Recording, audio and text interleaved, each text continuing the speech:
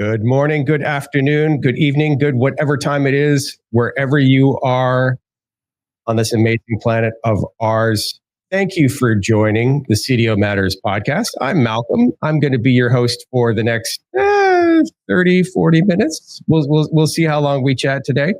I'm thrilled today to be joined by Apurva Wadokar. She is the Senior Manager of Enterprise Data at Autodesk.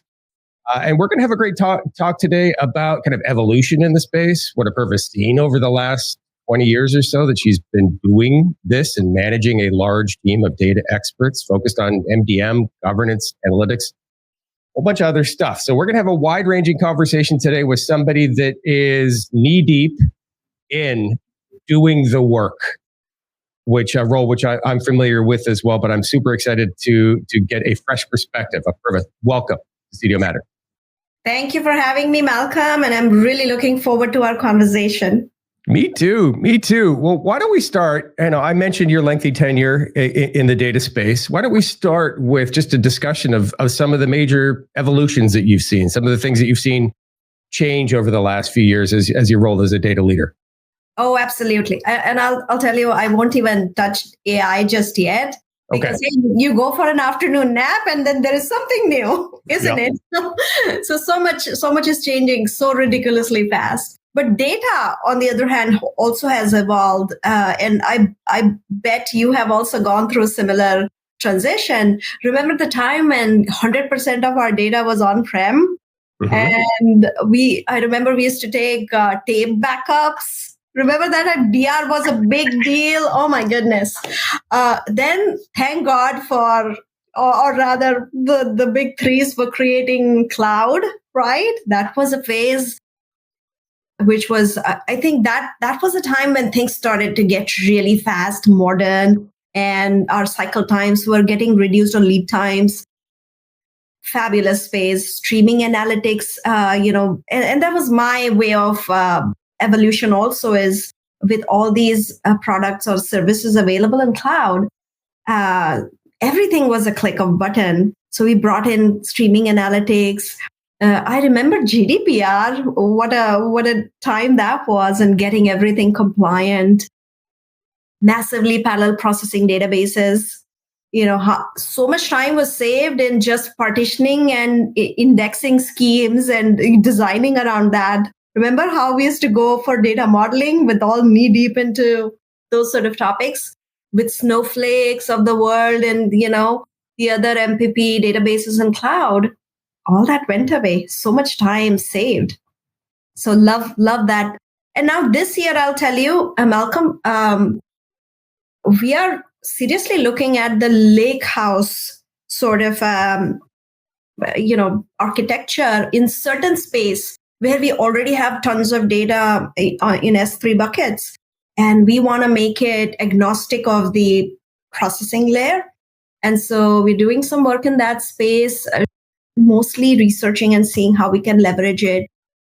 And also now databases are equipped with predictive functions inbuilt. And so I'm really curious to explore that space as well. So and who knows what else will happen this year, right? Right? Indeed. You'd mentioned tapes, and I remember having a very interesting conversation once because we had lost the tapes, and we were getting audited, and we were cutting everything back to tape, literal tape. And if you're hearing this, and if you're younger, and you're be like, okay. This is just a metaphor. This is a metaphor. You're using the word tape for like a metaphor for a hard drive. No, the tape. It was tape. Yes, like actual cassette tapes, right? Like this was our archive, right? This was our archive strategy. And I remember we were getting audited. I don't remember what the audit was, but we're like, okay, well, let's go find the tapes. And we're like, oh my God, where are the tapes? And we had them in a storage locker with a whole bunch of our decommissioned desktop equipment. And in one of the rental places that you would use if you were like moving and you needed to store like your furniture. And we found them in a storage. We found the tapes in a storage locker after sending out somebody on a wild goose chase for several days to try to go find the tape. So yes, I remember the tapes with great. That's hilarious. So you're leading a large team, right? You are heads down every day. You are helping define roadmaps. You're helping execute. You're helping do MDM. You're helping all these things, and just leading a large team would be work enough. But with all of that's on your plate, how do you stay up on all of the changes of the technology? What are you doing to stay fresh when it comes to all these changes? I love that question, and I'll tell you, I love to ask that to everybody. So I would love to hear your how do you deal with that as well? Here's what I will say, that in order to be technology savvy, you need to first be technology aware. And so to me, that's my number one plan, is open up as many channels as I can to get that information. All you need is a word. And then you dig, oh, what did that mean? Get into nitty-gritties of it. So I do tech news pretty diligently. I am hooked on influencers on LinkedIn, YouTube. That's how I found you, isn't it, Malcolm? I was like, this guy looks like he knows his deal. Podcasts, as many things, as many windows as you can open, right? To be exposed to that sort of newness, for a lack of a better word, is what I like to do. Second part then is, once you have information or something like that has happened, now go and deep dive into, I get into a rabbit hole of things, I just, and I'll give you a simple example. DeepSeek came out and they were saying, oh, this is fast and they only $5 million to, train it. Inference is cheaper. So in coming weeks, I started to look at, how are they even doing this, right? You have to be curious and ask questions. And initially, I was not getting those answers online, but now you will see there are a lot of things people are preparing and putting out there. There are articles coming out, blogs coming out on it. So being from data science background, I am aware of transfer learning concept, where you take one model and then its learnings are transferred to another similar model, same size. But I did not know about a concept called distilling, which is taking a bigger model and, training a smaller model. So is that what DeepSeek did? That's what DeepSeek did. Okay. Exactly. And I have to learn obviously more about it, go much deeper, but that was a term I just, stumbled across because I was curious. So how did they train for cheap? Another thing I recently found out is DeepSeek has 671 billion parameters. That's not a small model. No, it's not. Right? So how's the inference cheaper than your GPT 3.5? I think it's about the same billion parameters. So they're using the architecture where only a few parameters are sparked at the time based on the context. So only, let's say 30 billion parameters are really fired up, and that's how it's saving money. Interesting. So we said we weren't going to talk about AI, but here we are. Here we are. We can't get rid of it. I love that. It's be curious, explore a whole bunch of channels. Don't be afraid to go deep. That makes me think of one thing though. So you're more technical. I'm less technical. So I was in a data leadership role for many years, but I was not technical, and I always struggled. And I to this day, I still struggle to a certain degree about trying to find the balance between going deep and not going deep. Because like you, I can fall way down a rabbit hole, and like 3 days later, and I'm still looking up distillation, maybe, for example, like you raised that example. And that can be a big time loss. So do you struggle with that at all? And if so, how do you find that balance between where do you go deep and where do you not go deep? Because there's only so many hours in a day. Yes. So I'll tell you, whenever I research, there has to be an objective to your research also, right? It's not just reading the whole everything. And the objective there is, how can I how can I bring this and make it useful to my company? Right. And so that's one big objective. And second is general awareness.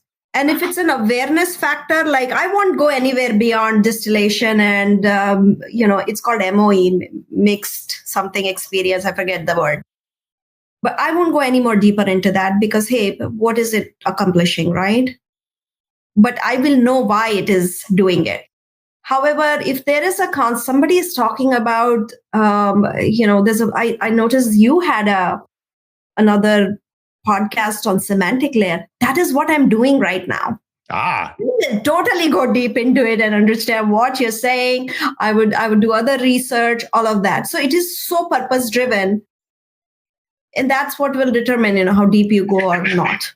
That is such great advice. And it's advice that has worked for me. And if you would have asked me the answer to that question, I would have given the exact same answer as you, which is have an objective in mind and go only as deep as you need to do to solve a specific task.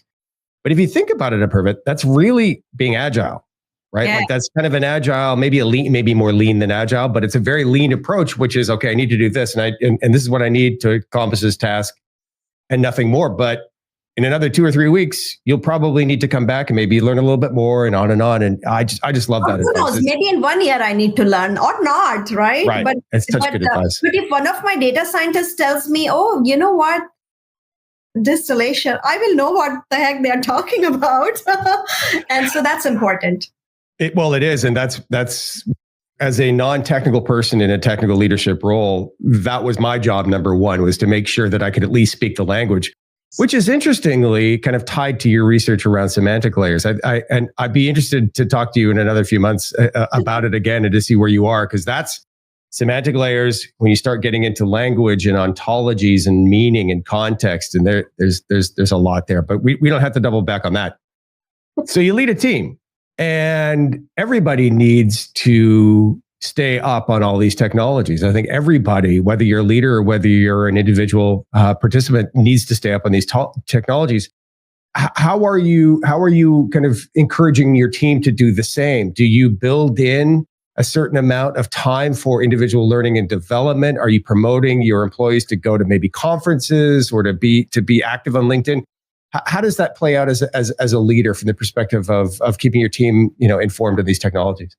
Yes, I'll tell you, when you have a smaller team, with one-on-ones, you can accomplish some of this exchange of ideas and all. But as you start getting into layered organizations, it becomes hard because you're probably not even meeting, the core engineers that often. So what I like to do is bake it into the planning session. And every year as we, plan our roadmaps for all the different teams, I also have my direct reports create a upskilling plan for every single person on the team. And so we'll say this person is taking this particular training. I'm not too keen on having people do certifications, but it helps because, hey, now they're coming back with something for their own resume. So if people want that, I'm happy to, get some training budget on it. Conferences is a big one now. We cannot send everybody to conferences. It gets expensive.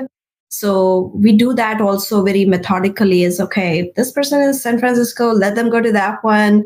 So, and then, in India and Europe. So we do have, and not everybody needs to go to a conference. That's a big one. We look for something smaller. There are so many smaller summits happening locally. So we choose those sort of things. But really plan it into just like your road mapping, you roadmap your team's, upskilling plan. Another thing I'll tell you I like to do is I like to put research objectives also on the team. Now I've carved out a very small capacity and we research on topics. So last year it was fabric. Let's look at what fabric has to offer and now come and produce the report that all the team members can listen to, right? We also did same with Gen AI. And all I'll do is I'll tell them, hey, use these sort of tools because now that's what we have started to levitate towards. and create a POC on, let's say, our survey data, go find out action items and now bring it in Power BI report, see if we can sort of summarize it on the fly. Now we are in business. We are giving our customer success people some good insight into those comments, because those comments, nobody is looking at one comment at a time. So why don't we create that as a POC? And now, so we did that in Q4. Now we are taking it on road shows and saying, hey, this is what we have done. Client services, are you interested? We can do this similar thing on cases, give you insights on that, and so on. So you build out those research sort of POCs or prototypes we build, and then see if there is an appetite for it to become mainstream. So I love that. One of my peers at Prophecy actually does a monthly book club where everybody reads the same book a month, and then once a month they just get around and talk about that. But what you just described, like maybe you could even take it to the, like having a kind of maybe a small hackathon even or something, or where it's like, here's the problem. Hey, go on, try to find a solution to this. And then the winner gets to actually go pitch a POC to our customers. I love that. What you described was more of a kind of a month, maybe a research initiative where it's this month, hey, we're going to go and research this and then come back and present your findings to the team. I love all that. You'd mentioned, San Francisco, India. Is your team globally dispersed? Yes. Do you have folks all over? Yes, in all continents except Africa. So how do you maintain cohesion with everybody? How do you keep a team vibe? Do you bring everybody to Detroit once a year, or how are you managing cohesion? I'll tell you. So travel is a challenge. I'll be honest. Yeah. So we may not be able to get people to travel every year, but I like to do, at least annual planning, roadmap planning with the teams. So we create murals, and we, sort of brainstorm what went well, all analysis, right? The rose thorn buds, everything will go into place. So I do that quite a bit. And also all hands help, where, we tell them, okay, this is our quarterly, every quarter also we have to revise our roadmaps. This is what is happening quarterly. This is as a whole, organization we are going towards. That also needs quite a bit of communication. People forget, what are our objectives here? These are your objectives, and say that repetitively. And then we also have, monthly meetups at hubs. So at Bangalore, we'll have meetups, Singapore, California, and so on. So yeah, we try to get that sort of community aspect with the community that's available there, and then the rest is online. Thanks to the Zooms and the Teams of the world. It's funny you mentioned Rosebud Thorn. I did that. I forget what team I was with, but that was a big part of our planning exercise. And I hadn't thought of that in years until you just said it right now. Like what category is this? A rose? Is this a bud? Or is this a thorn? To kind of help you understand.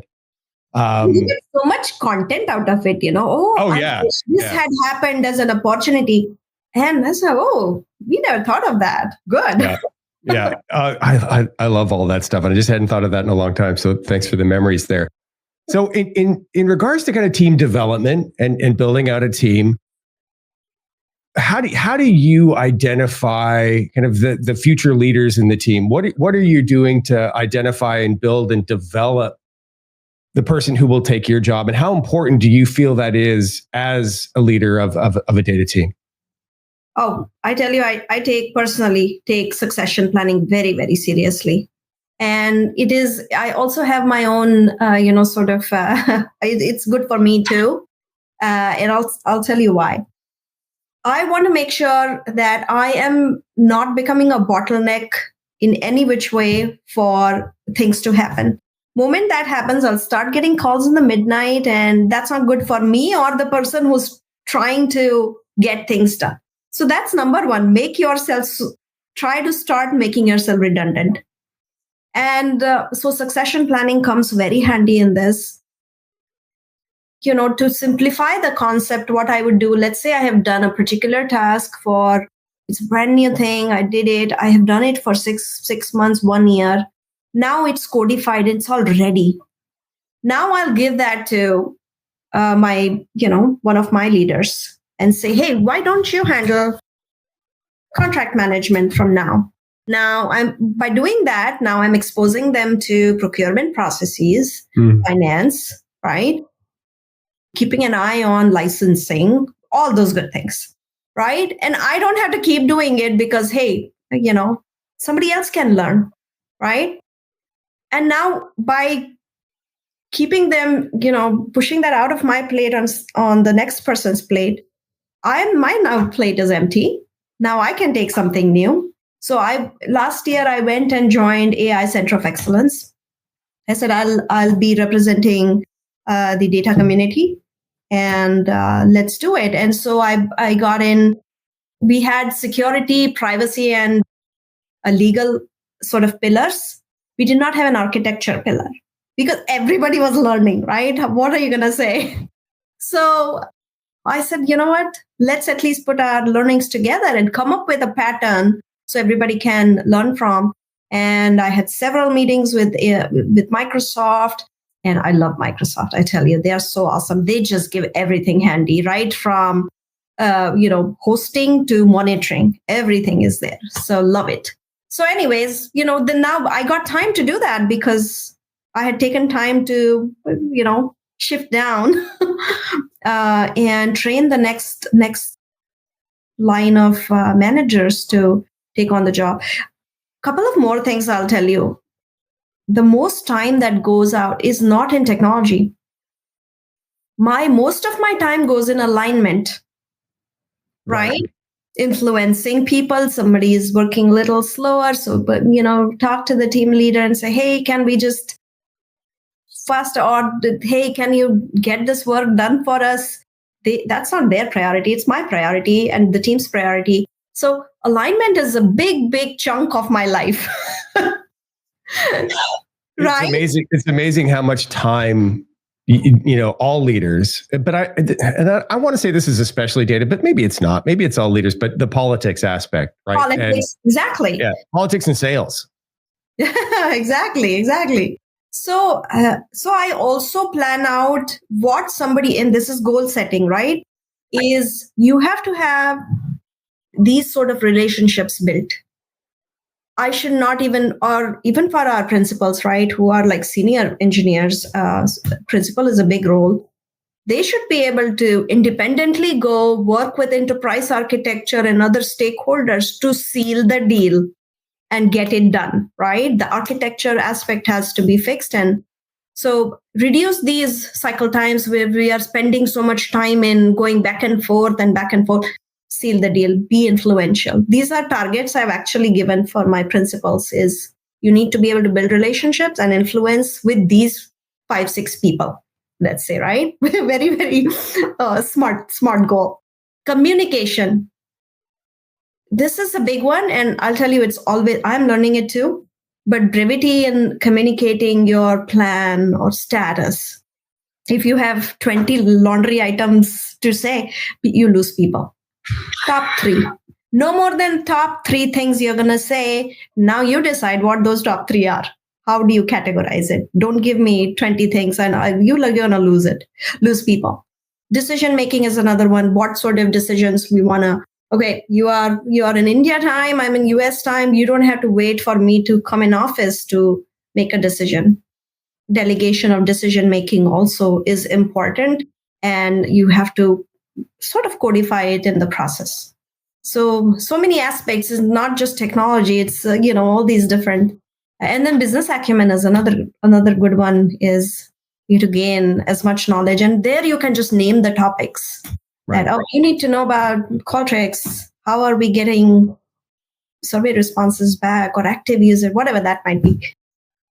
So you'd mentioned a few key things. You mentioned at the beginning and then right at the end, which is delegation for one. Mm-hmm. So you're gonna see who excels and who doesn't excel when you are delegating, right? And for a lot of data leaders, that's kind of hard to do because you're giving up a portion of what could be perceived as your power, right? So, but I would invite all data leaders to take that great advice, because you're going to see pretty quickly, who the stars are and who needs maybe a little bit more development. And the bonus, as you rightfully pointed out, is it takes work off your plate.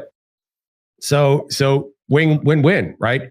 The other key thing that I heard you say is not just delegate, but also empower, right? And I think that's a critical part of the delegation, because I've been in situations where things have been delegated to me, but I wasn't actually empowered, which could end up actually doing more harm than good, because you'll go running towards a task, and then if you're not empowered to actually do the deal, as you said, if you need to go seek approval to get it done, well, then the delegation was not a real delegation. You're still controlling that power. So I across the wall. yeah. So such great advice there. So, well, when looking back, I mean, you're talking about some of the things you're working on. We'll talk a little bit about where we're going. You'd mentioned Microsoft. Maybe we'll talk about some of those things in a bit. But just looking back over the last year, what are some of the things that you're really proud of? What are some of the bigger lifts that you've made as a team? What would you love to share? Yeah, I tell you, Autodesk is it's a very, very tech savvy company. Everybody is capable of doing their own data work. And a couple of years ago, we had built silos, and there were no one source of truth that we could rely upon. And so we have been working on creating this foundational supermarket of data sets.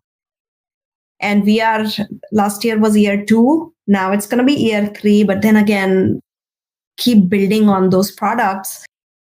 So we have all these sources of truth. So yeah, that was something we did. And, as we started, we took inspiration from data mesh and medallion architecture, you name it. We made it our own. And all that is now hosted in Snowflake. And we have a nice governance program around it, which I started around the same time when we got, this whole idea running. We needed a lot of governance, a lot of quality checks. But now really, as the adoption is now starting, we are seeing the rubber meet the road. And now fun times. Where is that adoption happening through? Is that happening through dashboards you're providing? Is it happening through, like, people are accessing through a data catalog? Where are you actually seeing the adoption? Where's the rubber kind of hitting the road? Yeah, and I'll tell you, we have several personas who are leveraging this. One persona is other teams who are reliant upon these base data, other smart development teams, right? Who are core technical teams. They are now moving from their whatever old tables they were looking at to now new tables, right? That we are providing, our tomatoes and potatoes layer. They're using our ingredients now, which are fresh and high quality and so on.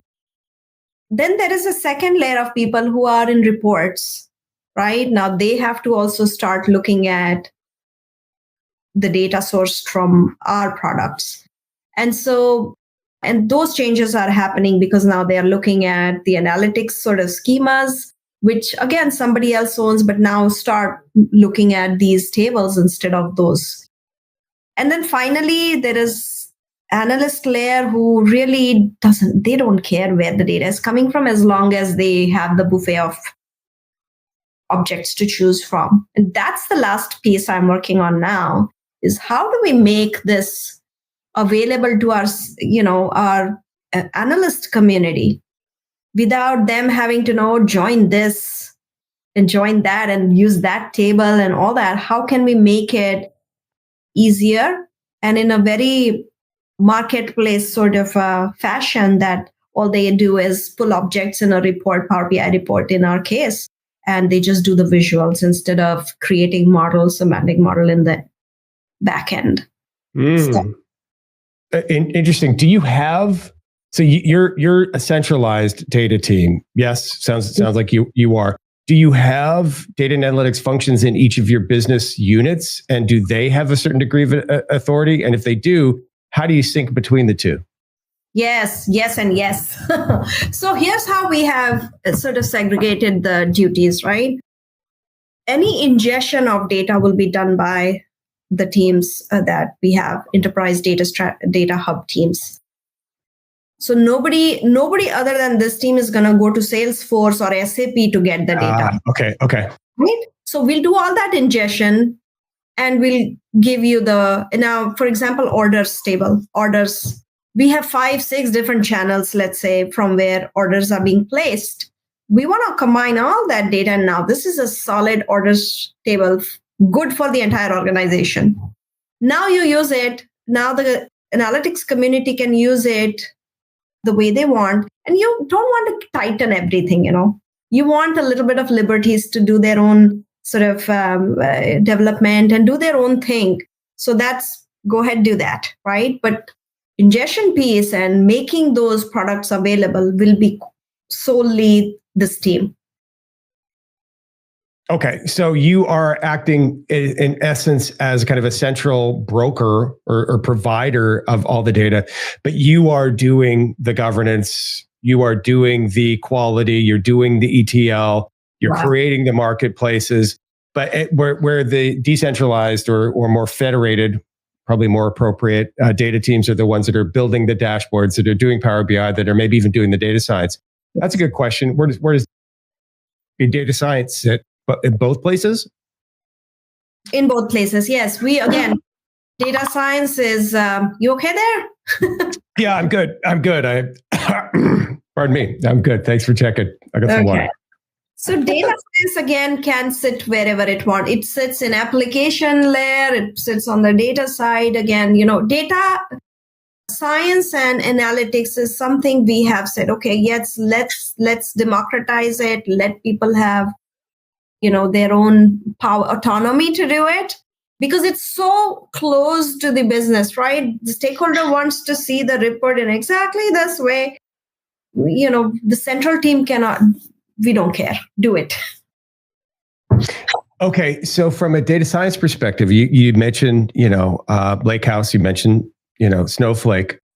Are you worried about data scientists doing duplicate work when it comes to things like quality, MDM, maybe even governance, where they are just are they going to be you said you can't access raw tables. You're going to be the only ones. They are fresh potatoes and tomatoes. Use it for your recipe. And that recipe could be, seriously, that's how I like to tell it. Recipe could be your analytics recipe, or it could be your data science ML model, right? Just use it. But the classic data management tasks, like quality, for example, let's just say that you're doing some sort of quality tasks or even basic ETL, that's happening in the centralized group before data scientists are touching the, okay. Yes. You're nodding. Okay. Definitely. And what we are trying to do here is the technical metrics. And as per our governance program, we have established technical metrics mandated for everybody who's producing data. If data set is in production, it has to go through all the mandated technical sort of tests. And then business metrics is another layer we are trying, we are getting in the practice is define those, because businesses are going to say, oh, look for the nulls, or look for if the, state is, Michigan, MI, different flavors of it. It has to be, businesses are going to ask you that. Business might say, oh, you know what? All the survey data that's coming in the table, I want to connect it back to some sort of a customer and give me at least 98% of connectivity between those. Now that's a business metric. So if now it falls down to 90%, now the team has to look what's going on and then let the business know, oh, you know what? Something has happened, or people are not putting their name, whatever it might be. Yeah. So those data scientists aren't going straight to source. They're coming to you. Okay. Love it. Yes. That's I'm seeing that more and more. Just presented a use case a couple of days ago at Gartner with Raju from Lexmark, where they're using Databricks, but they're using the exact same thing. And a lot of our larger customers, it's the exact same situation where previously the data scientists were going to the source. and were doing all of their own DQ, all of their own transformations, all of their own governance, even applying like their own definitions to anything, however they needed to. And so many companies are trying to get away from that and put some controls around what happens in the data science world. So that's interesting. Let's save the AI goodies for last, or maybe we can't. I don't know. But since we just talked about last year, what are some of the things that are top of mind for this year's roadmap? Where are you focused for this year? This year, I want to really start leveraging some of these Gen AI, prototypes we had built. I want to build on top of it and start offering it to our business partners on the data we already have. Because we specialize in customer success, my team is solely customer success and client services space. And so I want to bring some of these capabilities in our space. So that I'm really excited about that. We are obviously going to keep building our foundational layer with data products. We have tons, that's our main bread and butter. Mm-hmm. Yeah. So when you talk about the taking the next step with Gen AI, what does that look like to you? Are we talking about kind of trying to do some of your own fine tuning on an open source model? Or you'd mentioned Microsoft before. Are you thinking about maybe more complex RAG patterns on top of like an open AI? What do you know what flavor it's going to take this year and how you're going to approach it? Now, let me tell you, I'm on the enterprise side. I'm not on the product side. Now, if you ask somebody on the product side what they're doing, they're going to tell you a different answer. The customer-facing stuff, you mean? Yes. Right? Our products, like Autodesk products. Yeah. There's a whole different flavor. Yeah. My customers are my Autodesk employees, right? Yeah. Right? Finance, marketing, the sales, and so on. So the way we are trying to use AI or Gen AI in our space is to cater to them. So now I gave you an example of survey responses. There's tons of survey response comments that are coming in.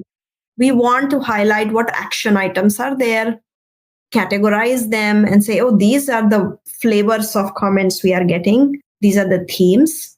And here's the action item that you can follow.